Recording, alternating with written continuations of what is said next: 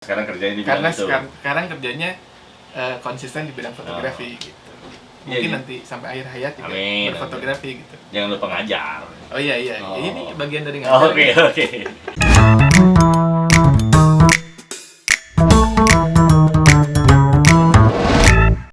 Halo teman-teman, balik lagi di Video Creator Room. Kali ini pasti akan bahas tentang fotografi, karena yang pengetahuan yang akan terus ada di video ini yaitu tentang bahas tentang fotografi apapun itu.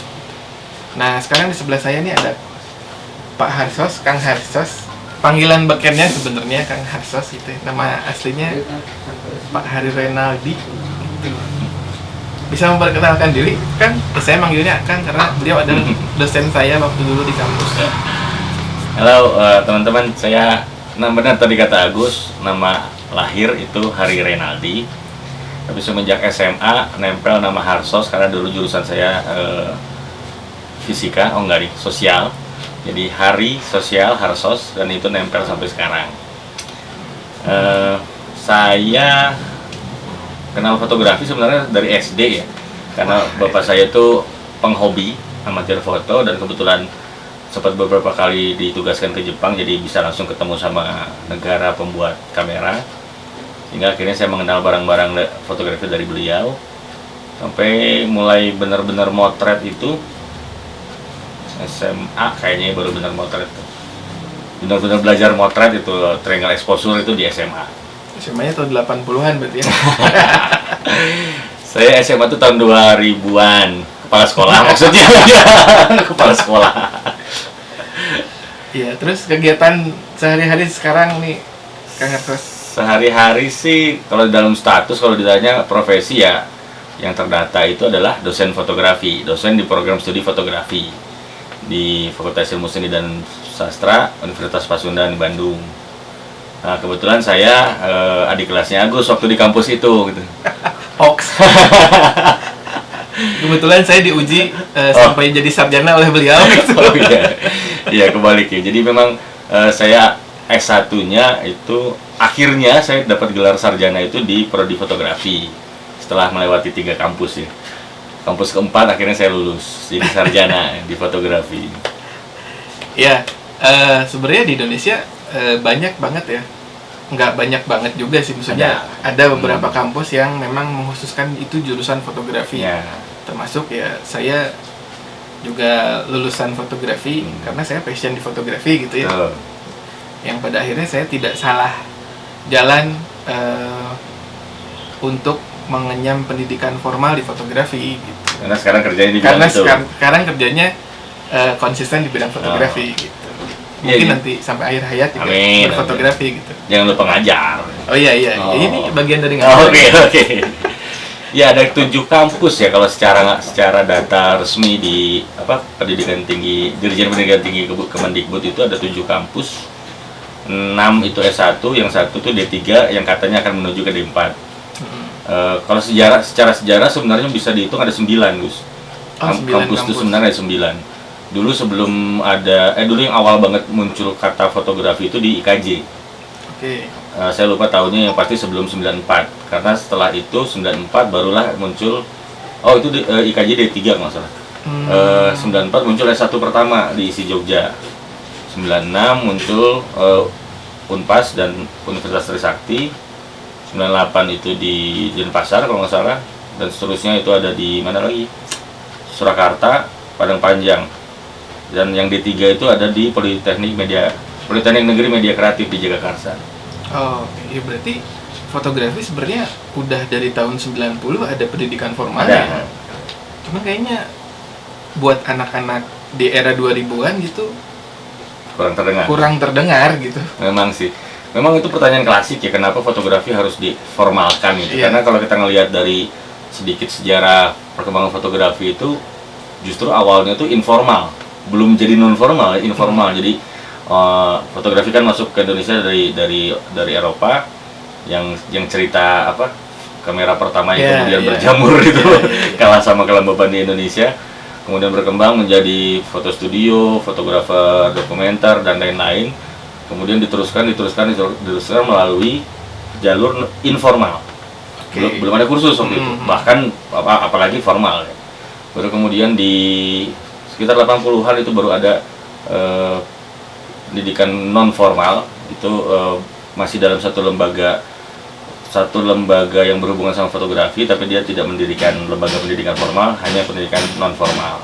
80-an, baru kemudian 90-an muncullah IKJ, ISI Jogja dan seterusnya.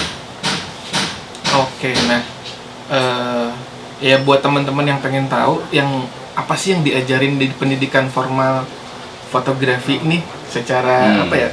Gimana sih kedudukan pendidikan formal fotografi di Indonesia sekarang nih, Kang? Ya, menarik nih. Yang namanya pendidikan formal itu baru terbentuk belakangan. Mau di bidang apapun ya, nggak cuma fotografi. Jadi para inventor, inisiator, penemu zaman dulu dia melakukan banyak percobaan, eksperimen yang kemudian dijadikan standar untuk eksperimen lain di bidang yang sama. Ya, contohnya di kelistrikan, di pengobatan, di macam-macam, termasuk di fotografi.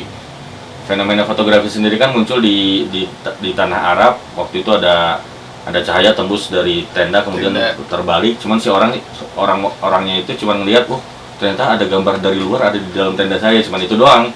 Dia nggak mikir gimana cara ngerekam gambar itu. Kemudian pada 18-an tahun 1800-an mulai banyak perkembangan eksperimen sampai akhirnya orang memikirkan gimana caranya untuk merekam si gambar yang dihasilkan oleh cahaya tersebut. Akhirnya setelah banyak melalui perubahan-perubahan, jadilah satu semacam kitab ya, dan kemudian kitab ini atau buku ini, panduan ini, pedoman ini dijadikan standar untuk mempelajari apa itu fotografi. Nah, mempelajarinya waktu itu belum formal juga, masih informal. Sampai akhirnya muncullah tren pendirian lembaga pendidikan formal. Nah, salah satunya fotografi di Eropa itu menjadi bagian dari pendidikan formal.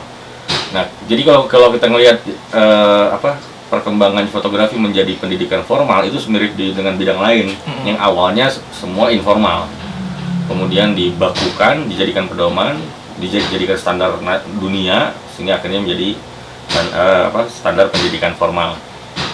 Jadi bolak-balik, Gus. Jadi informal menjadi formal. Nah, sekarang lucunya serunya itu di formal itu diharuskan untuk melihat ke non formal atau informal, atau dalam hal ini lebih ke kebutuhan lapangan pekerjaan atau kebutuhan untuk membuka usaha, entrepreneurship gitu. Jadi si formal sendiri pun nggak bisa merasa paling benar, karena ya kalau melihat sejarah mereka juga dari informal. Sekarang mereka harus melihat apa nih yang ada di dunia, kebutuhan tentang fotografi, dan mereka harus menyediakannya itu di kampus. Terus jadi itu tuh bolak-balik ya, dunia berputar lah ya kalau kata bijaknya ya. Iya, berarti kedudukan fotografi, pendidikan fotografi formal itu sebenarnya ya tidak ibaratnya mah, nih gue lulusan akademisi nih pasti gue akan lebih keren nih dari kata pasti itu nggak ada akan lebih keren atau akan lebih apalah gitu dari orang yang kursus non formal gitu. Kata pasti itu sebenarnya nggak ada. Yang ada itu adalah gelar. Nah, kalau teman-teman mau masuk ke pendidikan fotografi formal, bonusnya adalah gelar. Selain ilmu adalah gelar. Nah, ini kita masih hidup di dunia yang orang tua kita pun hidup dididik oleh orang tua kita sebelumnya lagi, atau kakek nenek kita yang katanya gelar itu punya nilai plus. Nah, sekarang kita balikin, benar nggak gelar itu punya nilai plus? Nah, itu tantangan untuk lembaga pendidikan formal sebenarnya itu. Iya. Iya, saya juga salah satu yang bekerja tanpa gelar ya. Yang menariknya lagi nih, Gus, di perkembangannya ya, sebenarnya sejak 2012 tuh ya. Saat itu pemerintah Indonesia itu membuat satu standar kompetensi ya, kerangka kualifikasi KKNI yang kita kenal dengan Kerangka Kualifikasi Nasional Indonesia, dan itu berdampak pada bidang profesi fotografi. Jadi keilmuan seseorang, kemampuan seseorang di bidang masing-masing itu diukur dari level 1 sampai 9. Di mana level 1 atau jenjang 1 itu setara SMP, 9 itu setara doktor atau S3. Kalau di formalnya, kalau di non formalnya itu bisa disebut empu atau begawan atau apapun lah namanya tuh, suhu atau master atau apa. Oh enggak, kalau master itu level 8. Jadi harus yang lebih dari master. Nah, gimana cara kita bikin jenjang itu ya, kita kembali ke berbagai sumber, mau informal, non formal, formal. Kita lihat terjemahan dari para tim penyusun itu menerjemahkan kata mampu di level 1, 2 sampai 9 itu seperti apa. Nah, itu yang kita terjemahkan ke penjenjangan dan kemudian kita terapkan di pendidikan. Apapun ya pendidikannya ya, formal, non formal, informal. Itu yang serunya, yang sekarang lagi seru itu. Masih seru. Banyak ya teman-teman yang pengen tahu proses pembelajaran di pendidikan formal. Apa sih yang diajarin di pendidikan formal dan apa bedanya sama pendidikan non formal? Beda yang paling kerasa itu adalah MKDU, mata kuliah dasar umum. Kalau di formal itu harus ada tuh pendidikan agama, bahasa Indonesia, bahasa Inggris, Pancasila atau kewarganegaraan ya. Sila kewarganegaraan itu harus ada. Kalau di non formal tidak harus ada. Emang malah tidak ada, apalagi di informal. Iya. Itu yang pertama bedanya. Tapi kalau untuk materi, yang seperti yang tadi udah saya sampaikan, bahwa apa yang terjadi di pendidikan formal itu berasal dari luar kampus, diserap ke kampus, kemudian dibikin penataan ya, atau secara sistematik dari 14 pertemuan itu. Pertama apa dulu, sampai 14 terakhir apa, ujiannya seperti apa, nanti pindah semester gitu lagi. Pertama apa, sampai akhirnya 4 semester atau 4,5 tahun, 4 tahun atau 4,5 tahun, sampailah ke sidang akhir kan, kalau untuk menuju sarjana itu. Kalau di non formal kan biasanya ujiannya per topik ya, per tema. Misalnya tema motret orang, 1 lampu, tema motret orang 2 lampu, tema motret orang sekian lampu, tema motret lebih dari 1 orang, tema motret benda transparan, reflektif, solid. Terus tema motret banyak tematik. Nah, itu kalau kursus biasanya per tematik, per kasus. Nah, kalau di kampus, di pendidikan formal, materinya sama, cuman penyampaiannya itu dibagi ke 14 pertemuan. Kalau ngelihat dari karakter ilmunya, fotografi itu kan ilmu praktik ya. Nah, sedangkan di sarjana yang dalam tanda kutip itu lebih kajian, itu akhirnya dikompromikan menjadi grafik terbalik. Jadi yang misalnya ini praktiknya, ini teorinya, ini teorinya, ini praktiknya. Awalnya praktik sedikit, teori dulu, terus lama-lama akan begitu, akan silang. Di akhir itu akan lebih banyak praktik. Nah, di formal seperti itu. Nah, sebenarnya yang saya rasain sebagai orang yang ikut pendidikan formal, sebenarnya ada yang tidak diajarkan di pendidikan non formal. Memang praktisnya lebih banyak di pendidikan non formal, karena kayak non formal itu menyiapkan orang yang ikut belajar di pendidikan non formal itu siap kerja, siap gitu, dengan pengalaman yang harus terjun, yang bisa langsung terjun dan applicable di dunia fotografi gitu, entah itu buat pekerjaan yang menghasilkan pundi-pundi atau lain-lain. Tapi yang nggak tahu nih, saya belum pernah menemukan pendidikan non formal yang mengajarkan elemen penyusun lensa, anatomi kamera. Karena saya dapat itu gitu. Penyusun lensa itu, lensa cembung, lensa cekung, berapa derajatnya, itu belajar fisik. Komponen ya. Iya, elemen dan komponen, belajar itu banget gitu. Jadi ya kalau mungkin ya gitu di non formal tahunya lensa 2470 wide, 50 fix, di atas 70 itu tele gitu dan lain sebagainya, tanpa tahu kenapa disebut itu gitu. Mungkin ya yang membedain juga salah satunya itu kali ya. Betul. Jadi bisa mempertanggungjawabkan apa yang jadi istilah fotografi sekarang. Betul. Itu memang kalau disimpelkan itu ada dua kata pembeda ya. Formal, khususnya S1 ya, D4 dan S1 itu S1 itu mengkaji. Jadi tidak hanya menyaji. Nah, yang barusan Agus contohkan itu yang lebih ke praktisi, itu menyaji. Bagaimana cara membuat sebuah karya. Kalau di S1 setelah dia tahu bagaimana cara membuat karyanya, dia harus sebelum dia bagaimana menyajikan sebuah karya, dia harus tahu kenapa begini, kenapa begitu, barulah kemudian dia menyajikan karya itu. Itu menarik sih.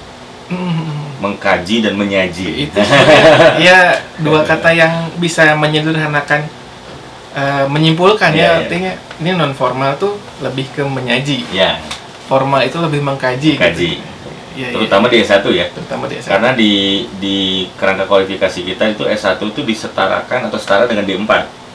Nah, akhirnya waktu itu saya pernah bareng sama teman-teman dari prodi fotografi di kampus lain, itu kita membuat signifikasi gitu ya, pembeda. Apa tuh bedanya S1 sama D4? Kan sama-sama jenjang 6 di kerangka kualifikasi nasional Indonesia. Akhirnya muncullah dua kata sakti itu, menyaji dan mengkaji. Mungkin kalau di D3 udah jelas itu menyaji ya. Kajiannya sedikit ya, seperti yang tadi contoh persentase grafik silang tadi. Iya kayak belajar basic fotografi fundamentalnya ya. Ya. Yang segitiga exposure, depth of field, komposisi dan lain sebagainya. Kalau di pendidikan non formal gitu, By doing. Iya. Nah, ini tuh yang baiknya gini loh.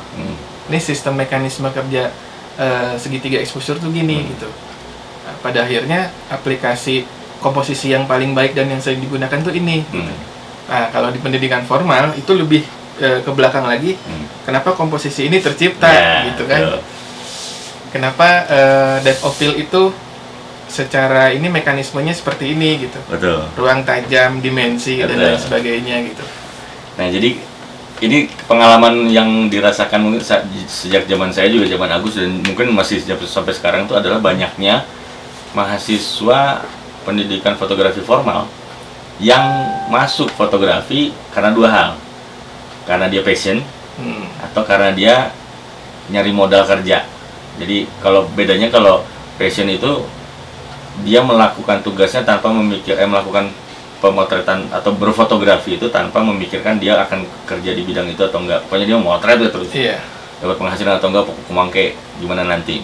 Sedangkan kalau untuk modal kerja, daripada nganggur kuliah, daripada nggak dapat kuliah, cari ilmu fotografi, belajar, kali aja itu jadi bidang kerja saya. Kemudian ada satu lagi hal yang unik, menghindari yang namanya eksak. Ternyata itu benar berasa kisahan itunya. Ternyata dari yang tadi aku sampaikan itu ada beberapa yang sangat eksak. Contohnya gimana sejarahnya diafragma, gimana sejarahnya depth of field, gimana sejarahnya segitiga exposure, sudut elevasi. Itu sangat eksak. Itu benar sih, saya ngerasain balik ke sejarah sedikit gitu ya. Dulu saya SMA itu IPA yang mumet banget, jelimet banget sama yang namanya eksak, matematika, fisika gitu ya. Kimia gitu. Yang akhirnya saya pengen kuliah di jurusan seni. Fotografi itu kan seni gitu ya. Tapi masuk semester 1 udah hitungan gelo orang salah gitu. So, fotografi ternyata ada hitungan juga. Tapi menariknya hitungan itu sebenarnya balik lagi tadi kan hanya mengkaji ya, kajian. Setelah itu saat kita memahami, jadinya udah ngalir aja gitu. Ya, udah built-in udah ngalir aja di pikiran gitu. Gak usah lagi ngitung ini harusnya exposure-nya segini, speed-nya segini. Kalau dulu kalau misalnya kita udah peka gitu ya, mata kita udah ngelihat visual cahaya ini enaknya gimana gitu ya, kita sebagai pengabdi cahaya fotografi itu pengabdi cahaya, ngelihat cahaya sedikit belokin sedikit gitu. Kita punya ilmu untuk membelokkan cahaya sebenarnya. Referensi ya. Sakti gitu. Nah, lanjut nih ke kedudukan bukan kedudukan nih. Sekarang nih buat teman-teman yang pengen berkecimpung di dunia fotografi atau mau mulai gitu. Harus milih mana sih sebenarnya baiknya, ke pendidikan formal kah atau pendidikan non formal? Dari sudut pandang Kang Arsyad nih. Kalau dari saya sih sebenarnya 50-50 ya, karena saya sebelum masuk S1 fotografi pun saya udah motret gitu ya. Saya udah motret walaupun belum jadi profesi, masih hobi dan passion. Tapi kemudian pada saat saya kuliah, istilahnya itu meluruskan benang kusut, istilahnya gitu kalau boleh saya ngambil analogi itu. Karena di saat saya kuliah itu dosen-dosennya memang mereka yang sudah kawakan di bidang fotografi, para suhu, yang kemudian mereka pun yang saya perhatiin ya, yang baru saya sadari akhir-akhir ini, saat dosen-dosen saya dulu mengajar di pendidikan formal dan mereka diharuskan nyusun strategi penyampaian materi dalam 14 pertemuan dalam setiap semester, terus semester berikutnya dan seterusnya, itu mereka juga akhirnya belajar lagi untuk menata cara pemberian materi dan cara pemberian bekal kepada mahasiswa, termasuk saya contohnya waktu itu. Jadi kalaupun ketemu sama mahasiswa yang sudah pernah motret, baik dia otodidak maupun non formal, kemudian itu akan ada dua hal yang tadi, pertama diluruskan benang kusut, dan kedua ditebalkan. Ditebalkan. Jadi kalau untuk saya sih, apa yang pernah saya pelajari melalui pengalaman pribadi pada saat saya di kampus, oh ini tuh harusnya ini dulu, baru ini baru ini. Cuma karena saya sudah tahu, akhirnya yang saya lakukan itu adalah menata ulang urutannya. Menata ulang urutannya, mana prioritas, mana yang prioritas utama, kedua dan ketiga dan seterusnya. Kayaknya pembeda paling berasanya itu adalah sistematika penyampaian materi, kayaknya sih di situ. Panggilan mama. Iya.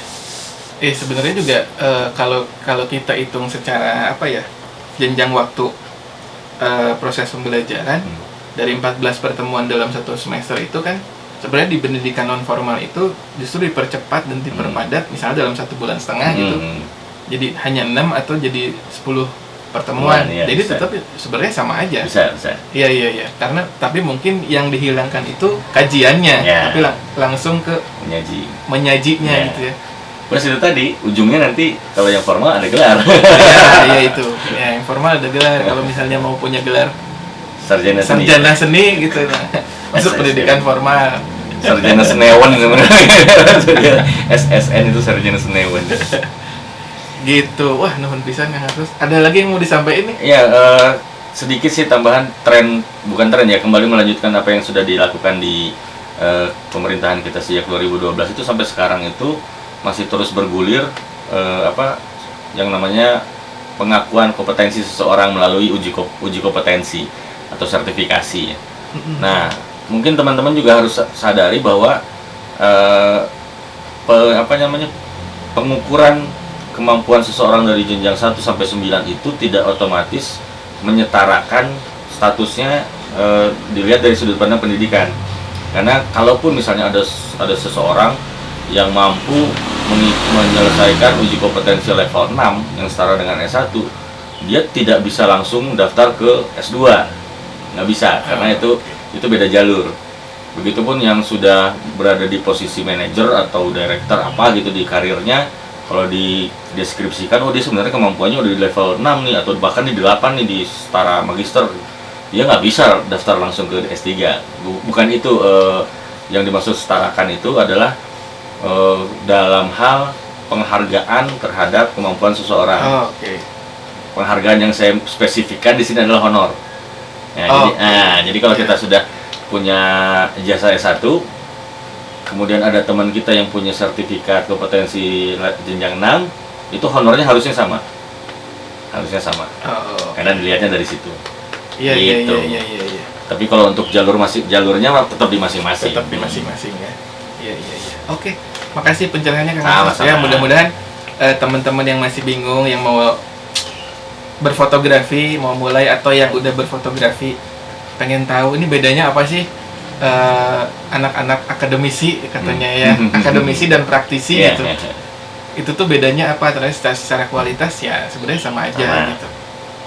Hanya itu tadi yang kita bahas tuh tentang mengkaji dan menyaji, ya ada poin-poin lebih sama gelar. Kalau di pendidikan non formal mah sertifikat lulusan sekolah A gitu ya. Tuh.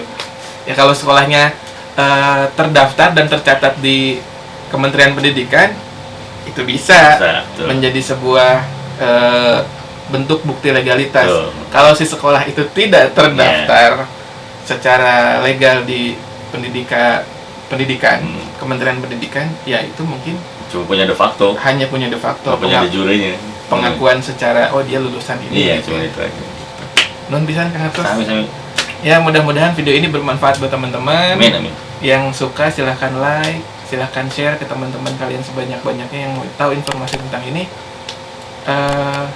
Jangan lupa subscribe. Sampai ketemu di video berikutnya. Oh ini Kang Asos, yang mau konsultasi sama Kang Asos silahkan. Mau lihat FB-nya atau Instagram-nya, kesehariannya seperti apa. Beliau adalah dosen saya yang menciptakan saya, mencetak saya menjadi seperti ini gitu. Ada share IG. Kalau Instagram itu Harsos H Renaldi disambung semua tuh, Harsos H Reynaldi, I semua ya, Rey nggak pakai Y. Kalau di Facebook Harsos spasi H spasi Renaldi, eta kene. Siap, sampai ketemu di video berikutnya. Nuhun. Fotografi itu menyehatkan.